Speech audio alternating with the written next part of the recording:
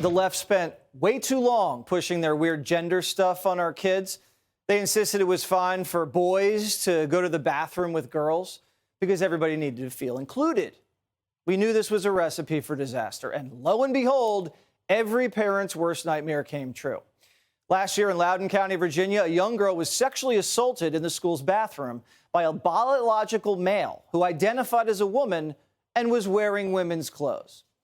After the assault, that girl's dad wanted answers, but instead got handcuffed.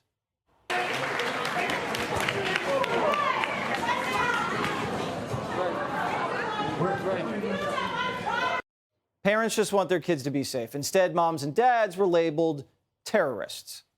This was the school's fault. And this week, we finally got accountability.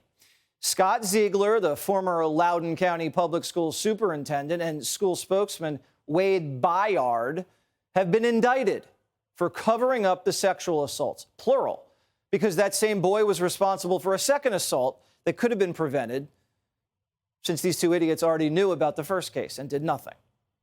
These officials put kids' lives in danger to protect what exactly? We don't know. Any kid in those schools could tell you that men and women are not the same. Just like they could tell you this cat lady isn't a cat. I am a cat. Meow, meow. I'm not a woman dressed as a cat. I am a cat. By show of hands, I'm curious, how many of you believe and confess that I'm a cat? Great. By show of hands, I'm curious, how many of you believe that your child or a child from this school would believe that I'm actually a cat? No one. You are right. Truth prevails over imagination. Reality exists. Discernment is innate and something we are biologically wired to have. One look at me and you know this to be true. I am a woman posing as a cat. Lindsey Graham, the cat lady herself and host of the Patriot Barbie podcast, joins me now. So, Lindsey, what was actually happening at this school district that made you have to dress up as a cat to prove your point? Well, first of all, Jesse, I'd like you to not misspecies me. I'd like to be addressed as a cat for the entirety of this video, of course. Of course. So I apologize. This was in my... Thank you. Thank you. Just inclusivity is all I ask, you know.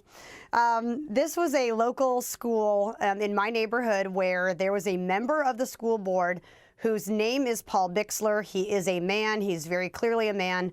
And the only thing he does to identify as a female is put lipstick on. He grew his hair out a little bit, and he wears his deceased wife's clothing to school, to sporting events, to fundraisers, to school events in front of the children.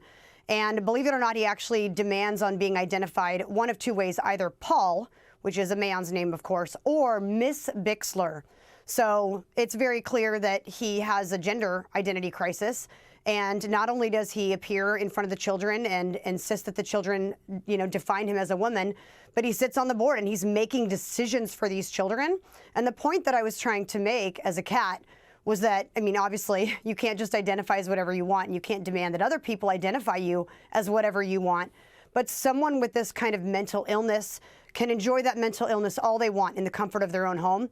But when you put them in charge of children, we're talking about a new type of indoctrination, and that's what's really terrifying, is seeing these people in charge of our kids' education. Yeah, if he has to grieve over his dead wife, he can grieve privately, but wearing his deceased wife's dress and putting on lipstick and growing your hair out and insisting you're a woman in front of, what grade is this precisely? This is elementary school. So these are young, vulnerable minds. And the teachers, the rest of the school board are identifying him as mixed while he's talking in just the deepest manly voice that he was born with. And so to see these parents and these adults take no responsibility for the education of these kids and to teach them true right and wrong and true biology and true facts and science and truths is just so alarming that we have this in the school system. Real quick, when you did this at this hearing, did people understand? How did they react? This is a great story, actually. The next day at the gym, I saw one of the members of the school board, and he looked at me a little odd. I said, "I'm sure you don't want to remember who I am." And he said, "The cat." And I thought he would proceed to chew me out. And he said, "You know what? Thank you so much for getting up there and saying what you said. Thank you for being bold enough to speak truth.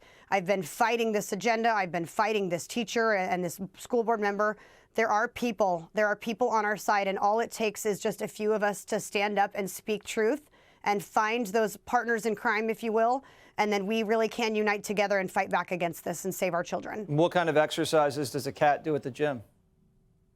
Oh, you know, gosh, there's got to be something zingy I can say here. Lots of squats, litter box press, kitty nip presses, you know. All right, meow, meow. Thank you very much, Lindsey Meow, meow, Graham, indeed. not the senator. No, sir.